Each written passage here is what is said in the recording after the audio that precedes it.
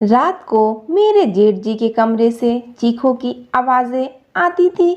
मेरी जेठानी जी कब की मर चुकी थी। जेठ जी का राज जानने के लिए एक रात मैं उनके कमरे में छुप गई। फिर जेठ जी ने जो किया, भगवान! जब मैंने पहली बार वह दिल दहलाने वाली चीखों की आवाजें सुनी तो मैं पूरी तरह घबरा गई थी। मैं गहरी नींद से हड़बड़ाकर उठ बैठी और चीखने चिल्लाने की आवाज पूरी हवेली में गूंज रही थी। उस समय चारों ओर सन्नाटा था। मेरे कमरे में बहुत अंधेरा था। मैंने हाथ से टटोलते हुए साइड टेबल का लैंप जलाया। मैंने घड़ी की तरफ देखा तो रात के 1 बज रहे थे और चीख पुकार की आवाजें गूंज रही थी। मैं हैरान थी कि मेरे बगल में लेटे मेरे पति पंकज अब भी गहरी नींद में सोए हुए थे। इतने शोर में उन्हें नींद कैसे आ सकती थी। कल ही तो मैं पंकज की दुल्हन बनकर इस घर में आई थी। मेरी शादी बड़ी धूमधाम से पंकज से हुई थी। मैं बहुत अमीर खानदान की बहू बनी थी। मैं भी एक अमीर खानदान से थी। मेरे सास ससुर कब के मर चुके थे। जेठ जी बहुत देख रेख वाले इंसान थे। मैं उनके व्यवहार को अच्छी तरह से जानती थी। मेरी पंकज से लव मैरिज की शादी थी। हमने एक दूसरे को शादी के लिए पसंद किया था और वहीं से हमारी फ़ोन पर बातें होना शुरू हो गई थी। हम दोनों ही अमीर खानदान से थे, इसलिए किसी को भी इस रिश्ते पर ऐतराज़ नहीं हुआ। मेरी शादी की पहली रात थी और उसी रात मैंने चीखें सुनी थी। एक लड़की की चीखों की आवाज़ थी, जैसे वह अपनी मदद के लिए किसी को पुकार रही हो। पहले तो मैंने सोचा कि कमरे से बाहर जाकर देखूं कि आवाज़ें किसकी है, कौन है जो इस वक्त इस तरह तेज आवाज़ से चिल्ला रहा है। लेकिन मैं एक दिन की दुल्हन थी, यूँ कैसे मुंह उठाकर कमरे से बाहर निकल सकती हूँ। आधा घंटा यह आवाज़ गूंजती रही। उसके बाद शांति छा गई। मुझे पंकज की नींद देखकर हैरत हो रही थी। वह इतने शोर में कैसे सो सकता था। लेकिन कुछ देर बाद आवाज़ आनी ऐसे बंद हो गई थी जैसे कभी शोर हुआ ही ना हो। मैं दोबारा से लेट गई और अब मेरी आंखों से नींद कोसों दूर जा चुकी थी। मेरा दिमाग बार बार उस चिल्लाने वाली लड़की की तरफ जा रहा था। कौन थी वह और वह ऐसे चिल्ला क्यों रही थी और उसकी आवाज़ पर सब लोग क्यों खामोश थे, वरना एक हलचल सी मच जाना चाहिए थी। फिर मुझे कुछ डर सा महसूस होने लगा था, क्योंकि जहाँ यह हवेली बनी हुई थी वहाँ आसपास केवल जंगल थे। गांव तो 3-4 मील की दूरी पर था। मैं कुछ दिनों के लिए गांव आई थी क्योंकि मुझे रहना शहर में ही था। शादी से पहले मेरी यह बात तय हुई थी और शहर में भी इन लोगों का बंगला बहुत खूबसूरत बना हुआ था और हवेली तो इतनी बड़ी थी कि न जाने कितने कमरे बने हुए थे यहाँ पर। यहाँ का बगीचा बहुत बड़ा बना हुआ था। मुझे तो इस हवेली में घुसते ही किसी महल जैसा लगने लगा था। मैंने बस थोड़ी सी नज़र डाली थी, लेकिन यहाँ की अमीरी देखकर मेरी आंखें चौंधिया सी गई थी। मेरा कमरा फूलों और कैंडल से सजाया गया था। मैं खुद पर जितना भी गुरूर करती उतना ही कम था। हम दोनों को देखकर सब दिया बाती की जोड़ी कहते थे, मगर आज की रात जो कुछ मैंने सुना था, मेरे दिमाग ने काम करना बंद कर दिया था। न जाने कब सोचते सोचते मैं फिर से नींद की वादियों में खो चुकी थी।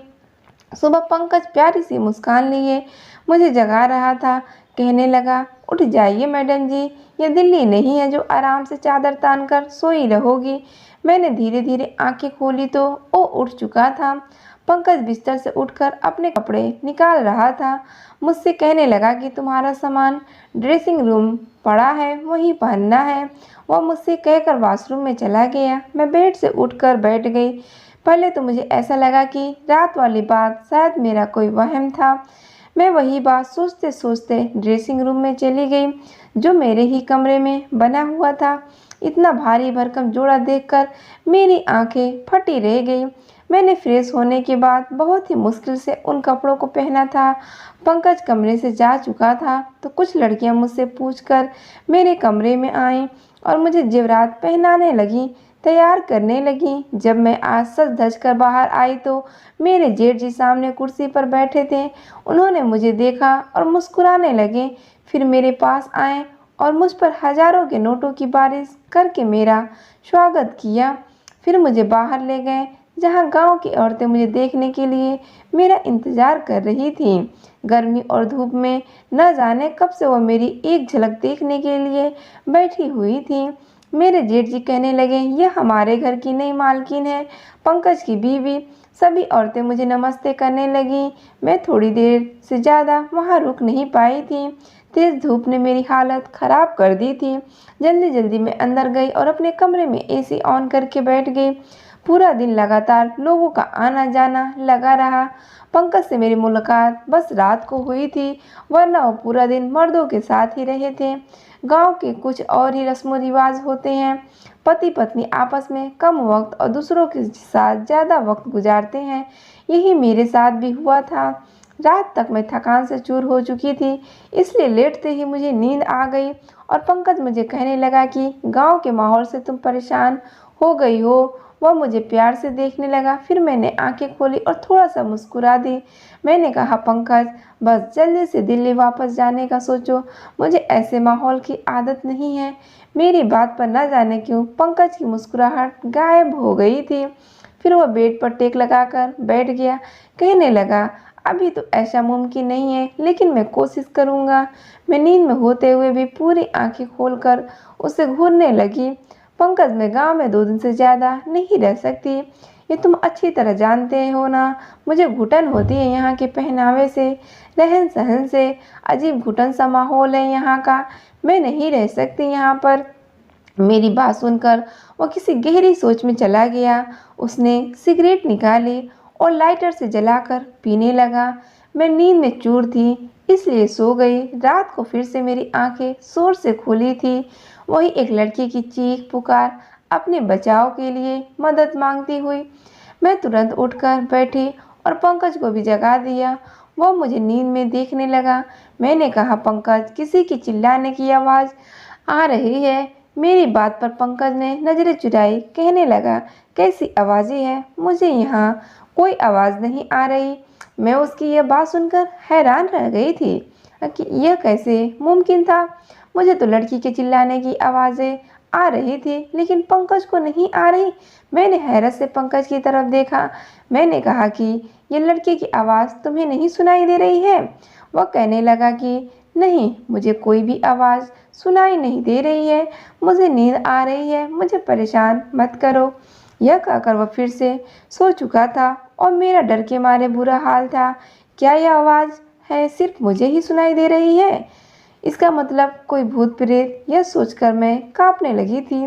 डर की वजह से मैं पंकज से चिपक के लेट गई। मेरा दिल जोर जोर से धड़क रहा था। अब तो मुझे इस हवेली में एक दिन भी नहीं रुकना था। मुझे तो भूतों से बहुत डर लगता था। अगली सुबह ही मैंने पंकज से शहर जाने की जिद करनी शुरू कर दी। मैंने कहा, मुझे वापस दिल्ली जाना है। मुझे डर महसूस हो रहा है। मुझे 2 दिन से यहाँ किसी की चिल्लाने की आवाज़ सुनाई दे रही है, जैसे कोई लड़की मदद के लिए पुकार रही हो। मैं यहाँ नहीं रह सकती।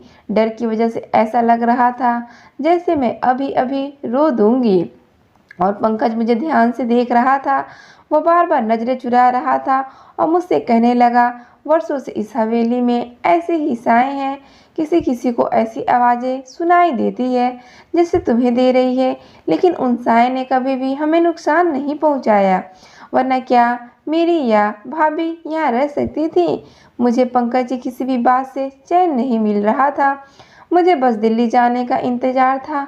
सुबह नाश्ते के वक्त मेरे जेठ जी ने पंकज से पूछा था कि तुम दिल्ली वापस कब जा रहे हो? यह सुनकर पंकज चाय का कप हाथ में ही रह गया था। लेकिन मैं दिल ही दिल में खुश थी कि किसी को तो हमें गांव से दिल्ली भेजने का ख्याल आया।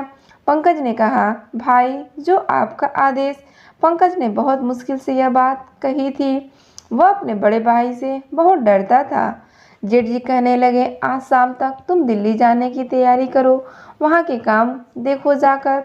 मैं तो खुशी के मारे फूली नहीं समा रही थी।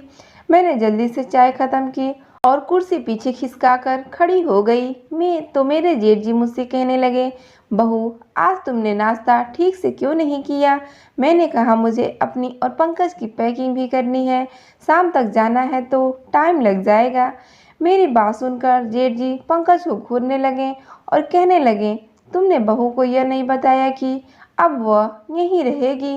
यह बात मेरे दिल पर लग गई थी और मैं आश्चर्य से पंकज की तरफ देख रही थी। वह कहने लगा, मैं भूल गया था भाई। मेरे जेठ जी फिर मुझसे कहने लगे, बेटा तुम अब हमारी इज्जत हो और हमारे घर की औरतें हवेली से बाहर कदम नहीं रखती। तुम यहीं रहोगी, दिल्ली में पंकज जाएगा। यह सुनकर तो मैं दंग रह गई थी कि पंकज ने पहले यह बात क्यों नहीं बताई। उसने यही कहा था कि कुछ वक्त मुझे गांव में रहना पड़ेगा, फिर वह मुझे अपने साथ दिल्ली ले जाएगा। मैं गुस्से की वजह से उठकर कमरे में चली गई। मुझे झूठ बोला गया था। कुछ देर बाद ही पंकज कमरे में आया। मैं रोने लगी। मैंने कहा, मुझे इस भूत बंगले में नहीं रहना। तुमने मुझसे झूठ कहा था कि हम दिल्ली में रहेंगे। तुम अपने भाई से जाकर बता दो। मेरी बात सुनकर वह मेरे पास आकर बैठकर बहुत ही प्यार से बोला, मैं तुम्हें अभी दिल्ली नहीं ले जा सकता। बस तुम कुछ महीने यहाँ रह लो, वैसे ही रहो जैसे यहाँ की औरतें रहती हैं। मैं फिर तुम्हें दिल्ली लेकर जाऊंगा। मैंने कहा, मैं तुम्हारे बिना यहाँ नहीं रहूँगी। रात के वक्त वो चीखों की आवाज़ मेरी जान निकाल देगी। मुझे बहुत डर लगता है। वह मुझसे कहने लगा कि तुम चीखों पर ध्यान मत दो, वह जो भी है तुम्हें कुछ नहीं करेगी, यह मैं तुम्हें वादा कर सकता हूँ। तुम बस कमरा लॉक रखना और रात को बिल्कुल भी बाहर मत निकलना। पंकज की बातों ने तो मुझे बहुत ज़्यादा डरा दिया था। मैंने कहा, मैं अकेली रात को इस कमरे में नहीं सो सकती। पंकज कुछ देर तक सोचता रहा, फिर कहने लगा, ठीक है, मैं भाई से कहकर एक नौकरानी का इंतजाम करवा दूंगा। वह तुम्हारे साथ इस कमरे में सो जाया करेगी, लेकिन तुम बस यह कोशिश करना कि भाई को तुमसे कोई शिकायत ना हो। मैंने इस बात पर सर हिला दिया। पंकज शाम को दिल्ली के लिए निकल चुका था और मैं अकेली रह गई। रात को मेरे साथ एक नौकरानी मेरे कमरे में सोने लगी थी। वह ज़मीन पर अपना बिस्तर बिछा दी थी और लेट जाती थी। रात को जब वो चीखों की आवाज़ आती तो मेरी आंखें खुल जाती। मैंने महसूस किया था कि जिस वक्त चीखों की आवाज़ आती थी वह नौकरानी भी करवटें बदलती रहती थी। मुझे यह शक होने लगा था कि शायद वह भी उन आवाज़ों को सुन सकती है। कई बार मैंने उस नौकरानी से चीखों के बारे में पूछा तो उसके चेहरे का रंग उड़ जाता और वह डर जाती थी। फिर ना मैं सर हिलाने लगती और कहने लगती, मैंने ऐसी कोई आवाज़ें नहीं सुनी। मैंने उसके डर से यह तो अंदाज़ लगा लिया था कि कहानी कुछ और ही है, इसलिए उससे कहा कि मैं जानती हूँ कि वो आवाज़ें तुम्हें भी सुनाई देती है। मेरी बात सुनकर वो मेरे सामने हाथ जोड़ने लगी और कहने लगी, इस बात का जिक्र हवेली में किसी से ना करना, वरना बहुत बुरा होगा। उस नौकरानी की बात सुनकर मुझे जानने की चाहत होने लगी थी कि आखिर मालूम भी हो तो कि यह सारा माजरा है क्या। मैंने रात को जब वो चीखों की आवाज़ सुनी तो यह ठान लिया कि सच्चाई क्या है इसका पता लगा कर ही रहूँगी, क्योंकि कहीं ना कहीं मुझे यकीन हो चुका था कि यह मामला भूत प्रेत का नहीं है। रात को चिल्लाने की आवाज़ सुनकर मैं उठकर खड़ी हो गई और दबे पाँव अपने कमरे के दरवाजे के पास आई और धीरे से दरवाज़ा खोला। मुझे वह आवाज़ ऊपर की मंजिल से आ रही थी। मैं धीरे से चलती हुई ऊपर चढ़ गई। वहाँ से आवाज़ें मुझे और भी नज़दीक से सुनाई देने लगी थी। जब मैं उन आवाज़ों का पीछा करते हुए आगे बढ़ी तो सामने कमरे को देखकर मेरे होश उड़ गए। वह तो मेरे जेठ जी का कमरा था, जहाँ से लड़की की चीखों की आवाज़ें आ रही थी। मेरे चेहरे का रंग उड़ चुका था। मैं वापस नीचे आ गई और अपने कमरे में आकर अपनी बढ़ती दिल की धड़कनों पर काबू पाने लगी। राजू यानी कि मेरे जेठ जी के कमरे में आ रही थी आवाज़ सुनकर मैं ये सोच भी नहीं सकती थी कि वह ऐसे भी हो सकते हैं।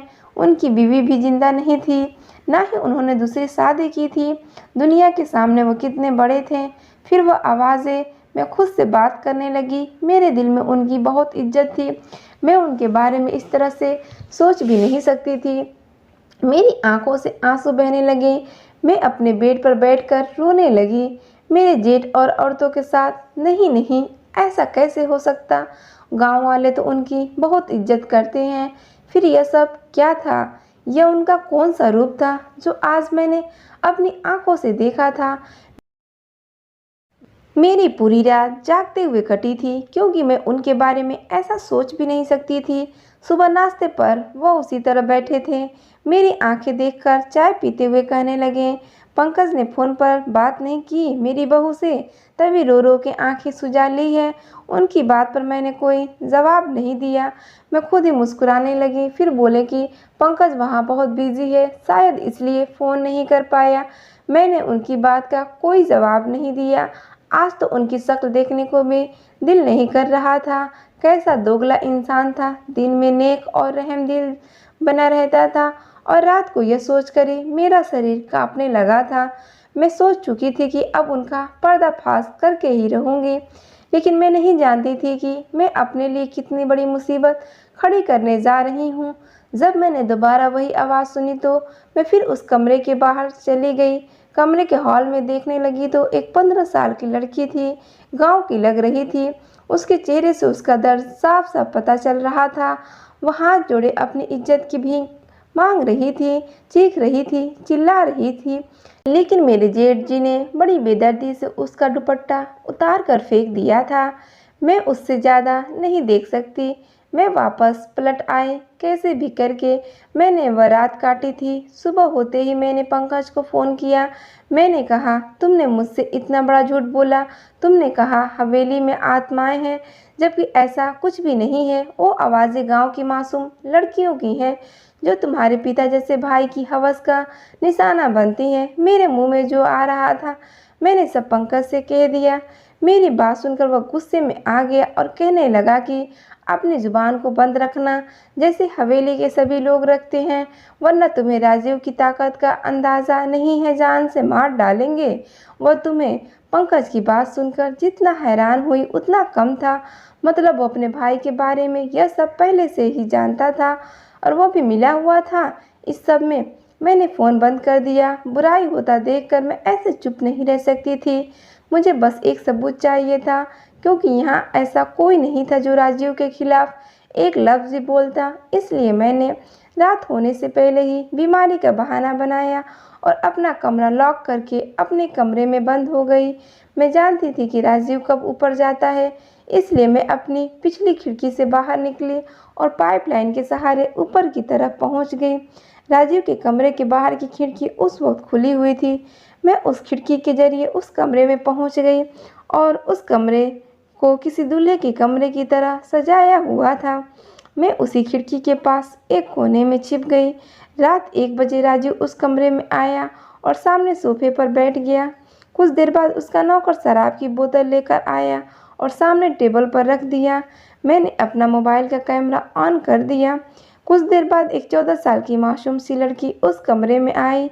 वह चिल्ला रही थी, बार बार यह कह रही थी कि उसे घर वालों के पास जाना है। वह नौकर उस लड़की को कमरे के अंदर धकेलकर कमरा बंद करके चले गए। राजू एकदम आराम से सोफे पर बैठा उस लड़की की बेबसी का तमाशा देख रहा था, जो बहुत ज़्यादा रो रही थी, दरवाज़ा पीट रही थी, अपने बचाव के लिए मदद मांग रही थी, जिसकी चीखें पुकारे हवेली की बेजान दीवारों में गूंज रही थी। वहाँ के लोग इस जुल्म पर बिल्कुल खामोश थे। वो लड़की जब दरवाज़ा बजाकर थक गई तो राजीव के पास आकर हाथ जोड़ने लगी, कहने लगी, राजीव साहब मुझे छोड़ दो, मुझे जाने दो, मैं तुम्हारी बेटी की उम्र की हूँ, मुझ पर तरस खाओ। उसकी बात सुनकर मेरा जेठ गुस्से से उठा और उसके बाल पकड़कर भरी नज़रों से देखते हुए बोला, किसी नीच जात की लड़की, तेरी इतनी हिम्मत की तू मेरे सामने जुबान चलाए? तुझे मैं बताता हूँ कि मेरे सामने जुबान चलाने वालों का मैं क्या अंजाम करता हूँ। यह कहकर उसने उस लड़की को बड़ी जोर से ज़मीन पर पटका था, फिर उसकी गर्दन पर अपने पैर से मारने लगा।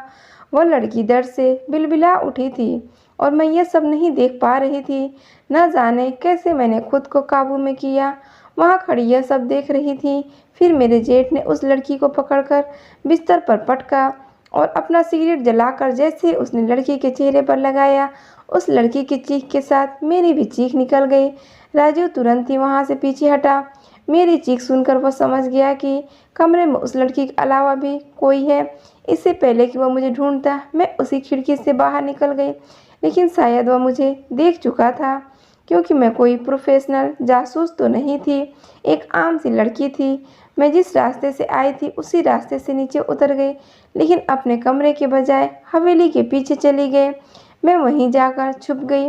मुझे पूरी हवेली में एक हलचल सी महसूस हुई थी। बहुत से कदमों की आवाज़ें सुनाई दी। मैं एक घने झाड़ी में छुप गई।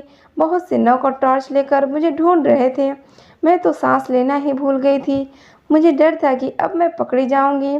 कुछ देर बाद नौकर वहां से चले गए। उनके जाते ही मैंने सुकून की सांस ली। मैं एक बड़े से पेड़ पर चढ़ने लगी जो इस हवेली की दीवार से चिपका हुआ था।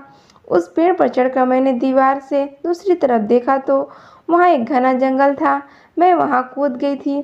मैं नहीं जानती थी कि मैं उस जंगल को पार करने के बाद कहाँ पहुँच आऊँगी, लेकिन मैं लगातार भाग रही थी। सुबह तक मैं भागती रही। जैसे ही हल्की रोशनी हुई मैं सड़क पर पहुँच चुकी थी। उसी वक्त एक बस दिल्ली जाने के लिए वहाँ से गुजर रही थी। मैं उस बस में बैठ गई। पूरे रास्ते पर मैंने अपना चेहरा दुपट्टे से छुपाए रखा था। दिल्ली पहुँचते ही मैंने अपने पापा के दोस्त जो कि आईपीएस अफसर थे उन्हें वो वीडियो दिखा दी। मेरी वजह से उस गांव में इस घिनौने खेल का किस्सा ख़त्म हुआ था और राजीव के साथ साथ पंकज भी पकड़ा गया था। वो लोग गांव की कम उम्र लड़कियों के साथ गलत करके उसे दूसरे देश भेजते थे और कुछ को मार देते थे और मेरे पति दिल्ली में वही काम करते थे, इसलिए मुझे अपने साथ ले जाकर नहीं गए थे। मैंने अब पंकज से तलाक ले लिया था क्योंकि मैं ऐसे शख्स के साथ ज़िंदगी नहीं गुजार सकती थी। मुझे खुशी थी कि मेरी वजह से बहुत सी लड़कियां बच गई थीं। दोस्तों, उम्मीद करती हूँ आपको हमारी कहानी पसंद आई होगी। कहानी पसंद आई तो वीडियो को लाइक करें, चैनल पर नए हैं तो चैनल को सब्सक्राइब करें और हाँ, नोटिफिकेशन बेल को ज़रूर दबाएं ताकि हमारी अपडेट आपको मिल सके।